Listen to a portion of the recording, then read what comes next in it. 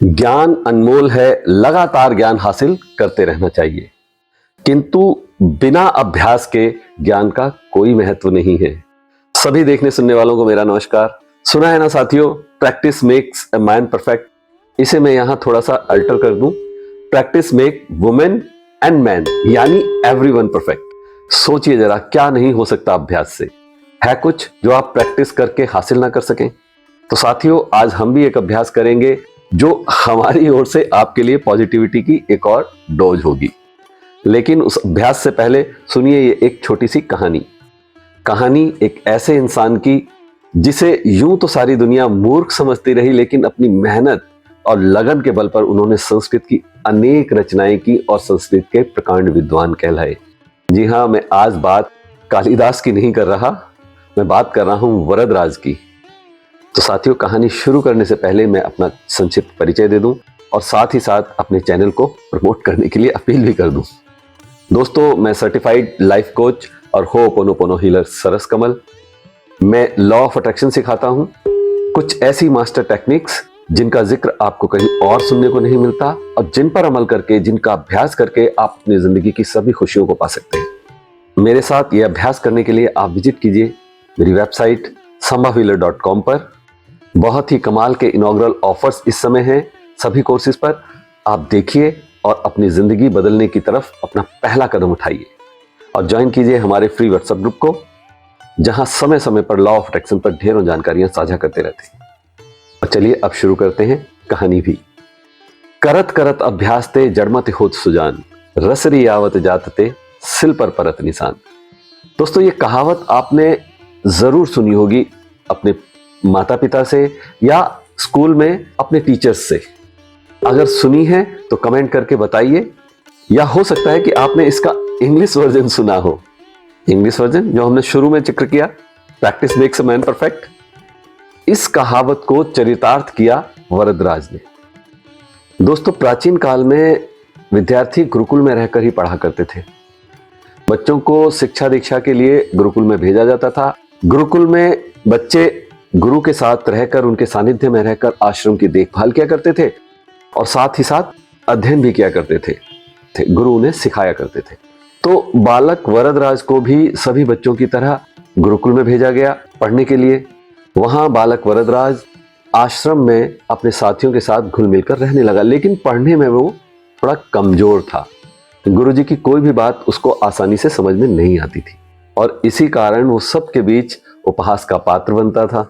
सभी साथी सहपाठी उसको मूर्ख कहते थे, चिढ़ाते थे, और तो और अध्यापक भी उसे ज्यादा पसंद नहीं करते थे। कारण था कि वो एक एक क्लास में कई कई साल लगाकर आगे बढ़ रहा था। उसके साथ के सभी साथी अगली कक्षाओं में चले गए, वरदराज वहीं पीछे रह गया, पढ़ ही नहीं पाता था। आखिरकार वरदराज के गुरुजी भट्टोजी दीक्षित ने उसे अपने पास बुलाया और कहा, बेटा वरद, मैंने बहुत प्रयास करके देख लिए, लेकिन अब तेरे लिए सही यही होगा कि तू वापस अपने घर गांव चला जा और उनको उनके काम में मदद कर। ये अध्ययन, ये विद्या शायद तुम्हारे लिए नहीं है। उदास मन वरदराज ने भी गुरुकुल छोड़ दिया, वापस अपने गांव चल दिया। सोच रहा था शायद वाकई विद्या मेरी किस्मत में नहीं है। दोपहर का समय था, रास्ते में उसे प्यास लगी। इधर उधर देखने पर पाया कि नजदीक ही एक कुएं पर कुछ महिलाएं पानी भर रही थीं और कुएं की मुंडेर पर रस्सी के आने जाने से कुछ निशान बन चुके थे। वरदराज ने उन महिलाओं से पूछा कि ये निशान आप लोगों ने कैसे बनाया? ये तो रस्सी है, पत्थर पे निशान आपने कैसे बनाया? तब एक महिला ने उसे जवाब दिया, बेटा, ये निशान हमने नहीं बनाया, ये तो रस्सी के आने जाने से मुंडेर पर निशान बन गया है। अब वरदराज ने सोचा कि जब एक कोमल सी रस्सी के बार बार आने जाने से इतना गहरा निशान पड़ सकता है, तो मैं विद्या क्यों नहीं गहन कर सकता? मैं लगातार अगर अभ्यास करूं तो मैं भी शिक्षित हो सकता हूं।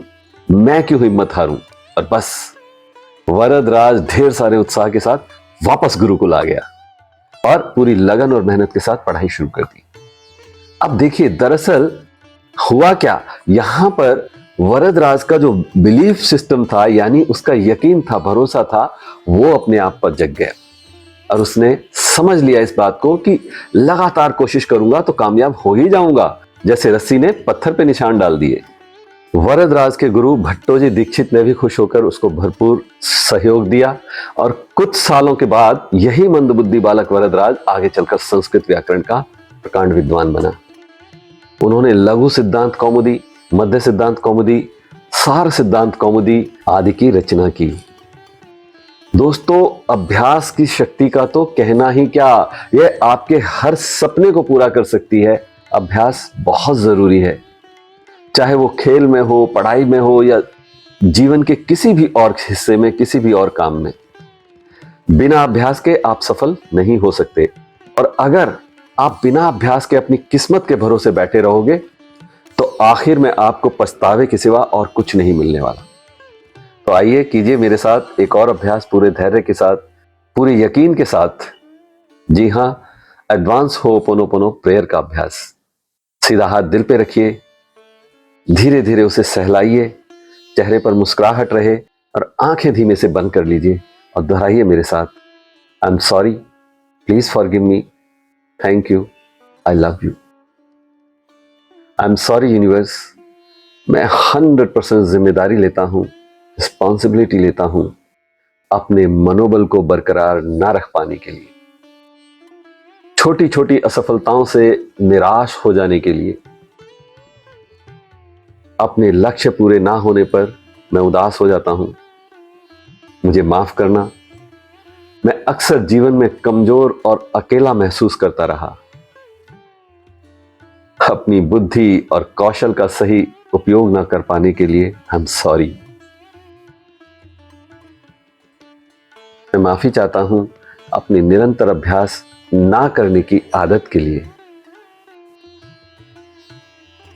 प्लीज फॉरगिव मी, मैं अपना ध्यान स्थिर नहीं रख सका, अपनी क्षमताओं को सीमित मानता रहा, अपने को दीनहीन समझता रहा। I am really sorry. अपनी इन सभी भावनाओं के लिए मैं माफी चाहता हूं। इन सभी भावनाओं के लिए नकारात्मक भाव रखने के लिए आई एम सॉरी। और बहुत बहुत धन्यवाद मेरी इस अभ्यास ना करने की आदत को भी, मेरे इस इमोशनल पैटर्न को। Thank you very much. इसी से मैं जान सका हूं जीवन में प्रैक्टिस की क्या अहमियत है। थैंक यू यूनिवर्स, मुझे अभ्यास ना करने के रिजल्ट्स और अभ्यास करने से मिलने वाले सभी लाभों से परिचित कराया। ये रियलाइज कराया कि मेरे विकास के लिए यह अभ्यास बहुत जरूरी है। फिर चाहे जिंदगी का कोई पहलू हो, कोई काम हो, लगातार प्रैक्टिस से हम अपने को निखार सकते हैं, अपनी हर ख्वाहिश पूरी कर सकते हैं। Thank you very much universe, ये रियलाइजेशन कराने के लिए, ये भरोसा दिलाने के लिए। मैं अपनी सभी फीलिंग्स की, अपने सभी इमोशनल पैटर्न्स की पूरी जिम्मेदारी लेता हूं। मैं इन्हें बहुत प्यार करता हूं। I love my self the way I am. I love my growth. लगातार अभ्यास और अपने विकास को मैं प्यार करता हूं। अपने अभ्यास से पाई खुशियों को मैं प्यार करता हूं। I love you universe. I am sorry, please forgive me, thank you, I love you. I'm sorry. Please forgive me. Thank you. I love you. I'm sorry. Please forgive me. Thank you. I love you. लंबी और गहरी सांस लीजिए। दोनों हथेलियों को आपस में रगड़कर ऊर्जा उत्पन्न कीजिए, एनर्जी। और इस एनर्जी को अपने चेहरे पर, अपनी आंखों पर, अपने माथे पर हाथ फिराइए और धीमे से मुस्कुराते हुए आंखें खोलिए। बताइए कैसी लगी ये वीडियो और कैसा महसूस कर रहे हैं आप आज ये अभ्यास करके इस समय। दोस्तों, लगातार आप इस तरह से अभ्यास करेंगे अपने अलग अलग इमोशंस के लिए, तो आप पाएंगे कि हाँ, आपके नेगेटिव इमोशंस धीरे धीरे करके कम हो रहे हैं, आप पॉजिटिविटी की तरफ बढ़ रहे हैं। पिछली वीडियो की चिड़िया की तरह आप छोटे छोटे प्रयास लगातार करते रहें।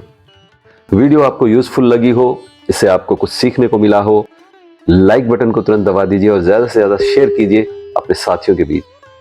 उन्हें शेयर कीजिए जिन्हें आप लगातार प्रैक्टिस करते देखना चाहते हैं, जिंदगी में आगे बढ़ते देखना चाहते हैं। और विजिट कीजिए हमारी वेबसाइट sambhavhealer.com पर लॉ ऑफ अट्रैक्शन के कोर्सेज पर इनॉग्रल ऑफर्स का लाभ उठाने के लिए। और साथ ही साथ ज्वाइन कीजिए हमारे फ्री व्हाट्सएप ग्रुप को, जहां लॉ ऑफ अट्रैक्शन की ही बहुत सी जानकारियां शेयर की जाती हैं। तो दोस्तों, बहुत जल्द फिर मिलेंगे एक और थॉटफुल यूजफुल वीडियो के साथ। तब तक कीप प्रैक्टिसिंग, अभ्यास करते रहें, अच्छा सोचें, अच्छा बोलें, अच्छा करते रहें, निरंतर अभ्यास करते रहें। नमस्कार।